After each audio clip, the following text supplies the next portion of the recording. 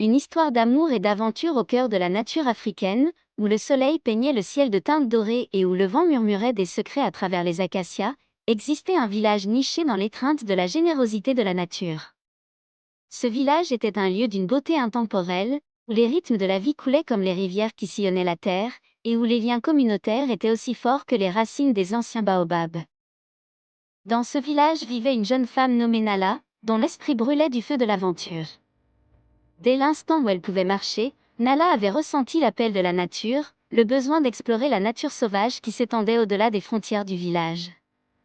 Elle passait ses journées à parcourir la savane, ses pieds nus traçant les sentiers des générations passées, ses rires résonnant dans les hautes herbes comme le chant du vent.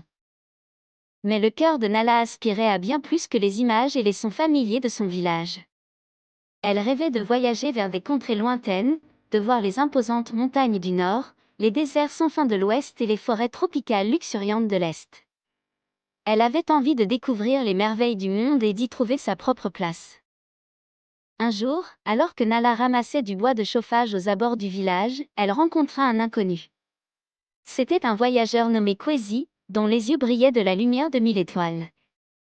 Kwesi avait voyagé très loin, depuis les marchés animés de villes lointaines jusqu'aux villages isolés cachés au cœur de la jungle. Tandis que Nala et Kwesi parlaient, ils se retrouvèrent attirés l'un vers l'autre, leurs âmes s'entrelaçant comme les branches des puissants baobabs qui parsemaient le paysage. Ils ont partagé les récits de leur voyage, de leurs rêves et des merveilles dont ils ont été témoins lors de leur voyage à travers le continent.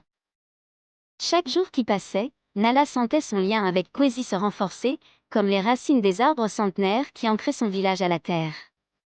Elle a été captivée par ces récits d'aventure et de découverte et elle a commencé à imaginer une vie remplie d'excitation et de possibilités à ses côtés. Mais leur histoire d'amour naissante se heurtait à des obstacles, car la famille de Nala avait des croyances traditionnelles et se méfiait des étrangers. Ils ne parvenaient pas à comprendre son désir d'aventure ni son affection grandissante pour Kwesi, dont les voix leur étaient étrangères. Malgré les défis, l'amour de Nala et Kwesi a continué à s'épanouir, comme les fleurs qui ont éclos à la suite des pluies d'été.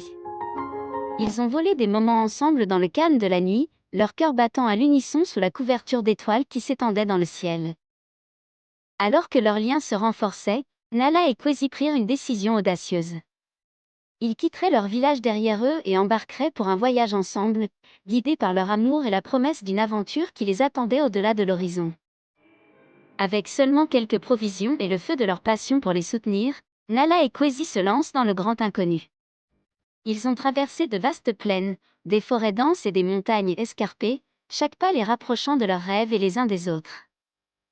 Mais alors qu'ils pensaient que leur voyage atteignait son apogée, ils rencontrèrent une bande de voyageurs animés de mauvaises intentions.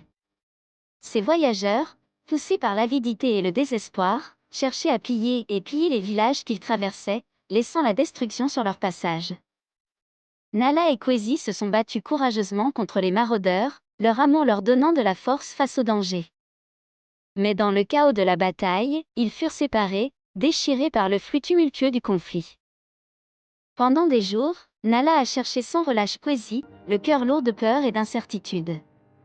Elle a voyagé très loin, à travers des forêts sombres et des montagnes dangereuses, refusant d'abandonner l'espoir de retrouver sa bien-aimée. Et puis, alors que tout semblait perdu, Nala tomba sur une oasis cachée au cœur du désert. Là, à l'ombre d'un palmier solitaire, elle trouva Kwesi, meurtri mais vivant. Leurs retrouvailles furent un moment de pure joie, témoignage de la force de leur amour et de la résilience de l'esprit humain. Ensemble, ils se sont engagés à poursuivre leur voyage et à relever tous les défis qui les attendent avec courage et détermination.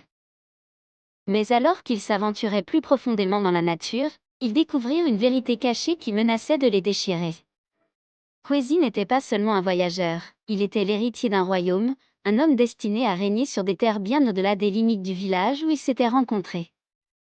Pris entre le devoir et le désir, Nala et Kwesi ont été confrontés à un choix qui allait façonner le cours de leur vie. Suivraient-ils le chemin tracé par le destin, ou forgeraient-ils leur propre destin, guidés par l'amour qui brûlait dans leur cœur?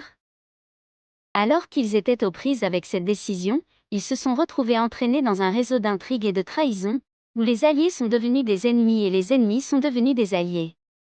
Ils ont navigué sur des eaux dangereuses, leur amour servant de lueur d'espoir dans les moments les plus sombres. En fin de compte, Nala et Kwesi ont choisi de suivre leur cœur, de défier les conventions et de tracer leur propre chemin dans le monde. Ensemble, ils se lancent dans un voyage qui les mènera vers des contrées lointaines et des aventures inédites, leur amour plus fort que jamais face à l'adversité. Ainsi, sous le vaste ciel africain, l'histoire d'amour de Nala et Kwesi s'est déroulée comme les pages d'un conte épique, rempli de rebondissements, de triomphes et de tribulations, mais finalement guidée par le pouvoir intemporel de l'amour.